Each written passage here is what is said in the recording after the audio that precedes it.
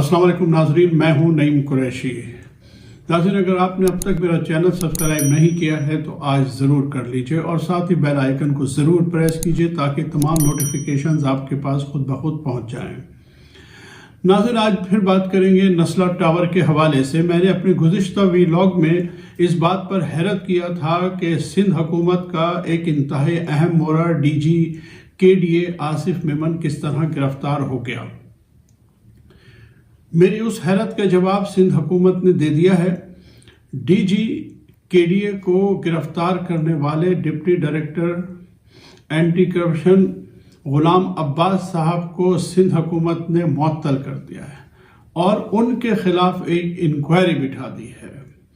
وجہ تسمیہ اس معاملے کی یہ بیان کی سندھ حکومت نے ایک انتہائی لا حاصل بہانہ سندھ حکومت نے کیا کہ یہ رولز کے خلاف ہے اور غلام عباس صاحب کو DG KDA کے خلاف انکوائری کا کہا گیا تھا، گرفتار کرنے کا کہا نہیں گیا تھا۔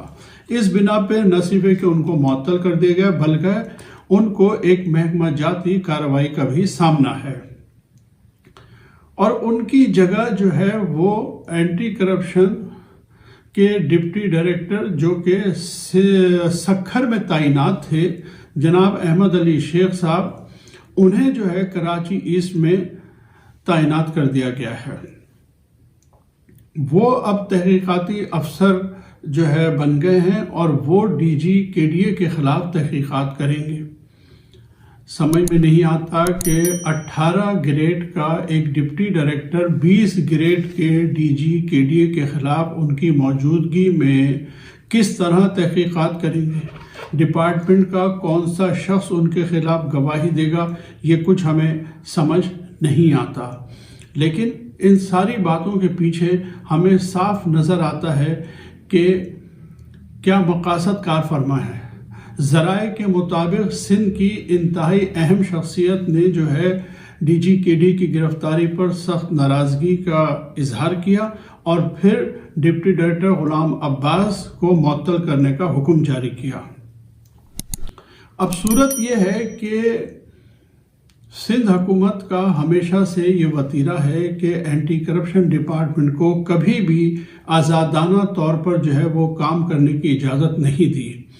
جب بھی بھولے بھٹکے کوئی ایسا افسر آ جائے جو افسران کی کرپشن کے خلاف کوئی تحقیقات شروع کر دے اور اسے کسی منطقی انجام تک لے جانے کی کوشش کرے تو اس کو جبراً چھٹی پر بھیج دیا جاتا ہے یا اس کا ٹرانسفر کر دیا جاتا ہے یا دباؤ ڈالا جاتا ہے۔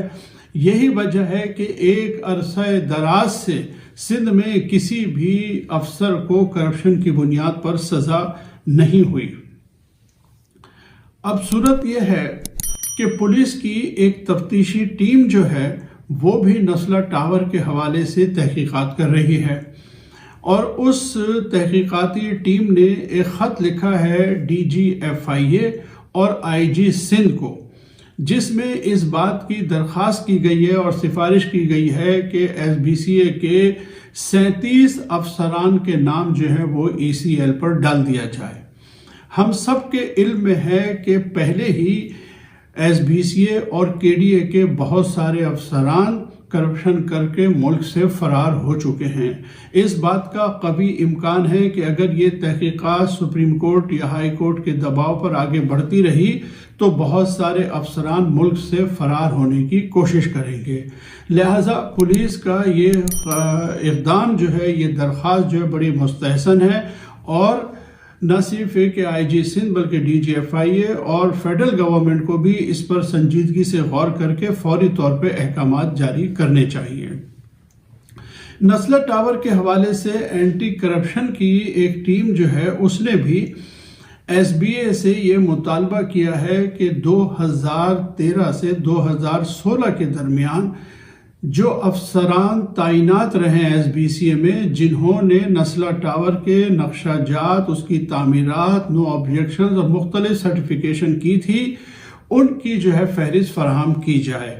SBCA نے بھی دباؤ میں آ کر، یہ دباؤ یقیناً نہ صرف یہ کہ ہائی کورٹ سپریم کورٹ کا ہے بلکہ عوام کا بھی دباؤ ہے، انہوں نے 22 افسران کی فہرست جو ہے وہ اینٹی کرپشن ڈپارٹمنٹ کو فراہم کرتی ہے، جس میں سے 6 سے 8 افسران ایسے ہیں جنہیں اینٹی کرپشن نے انٹرویو کر لیا ہے، ان سے تحقیقات کر لی ہے اور مزید افسران کو بھی طلب کر لیا ہے۔ دیکھیے، میں بار بار یہ عرض کرتا ہوں کہ نسلہ ٹاور کے معاملے میں ایک طرف عوام ہے اور دوسری طرف جو ہے وہ بلڈر مافیا ہے اور سندھ حکومت ہے، اس کے افسران ہیں۔ ایک طرف عوام اور یہ دوسری طرف یہ لوگ ہیں۔ سندھ حکومت جو ہے اپنے افسران کو بچانے کے لیے، بلڈر مافیا کی سرپرستی کرنے کے لیے، ان سے اپنے تعلقات نبھانے کے لیے عوام اور ان کے درمیان کھڑی ہے۔ سندھ حکومت ہر طرح سے کوشش کرے گی کہ ان کی کرپشن کا کوئی پہلو سامنے نہ آئے۔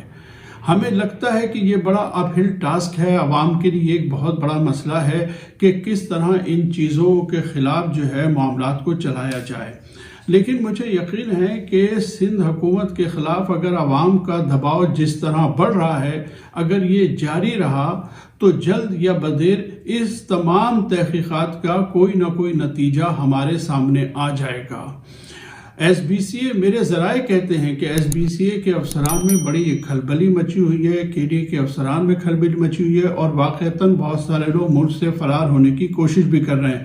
میں نے بہت پہلے ایک ویڈیو میں یہ عرض کیا تھا کہ جس وقت پہلی مرتبہ ایس بی سی اے کے آفس پر چھاپا مارا گیا تھا تو بہت سارے افسران انٹیریئر سندھ میں روپوش ہو گئے تھے اور ابھی پھر یہ سارا سلسلہ جاری ہے۔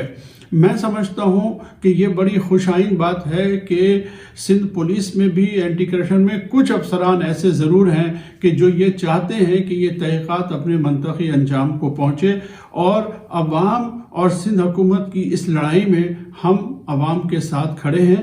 ہمیں یقین ہے کہ آخری فتح جو ہے وہ کراچی کے مظلوم عوام کی ہوگی۔ ناظرین، آج تک کے لیے اتنا ہی۔ اگلی ویڈیو تک کے لیے اجازت دیجیے۔ اللہ حافظ۔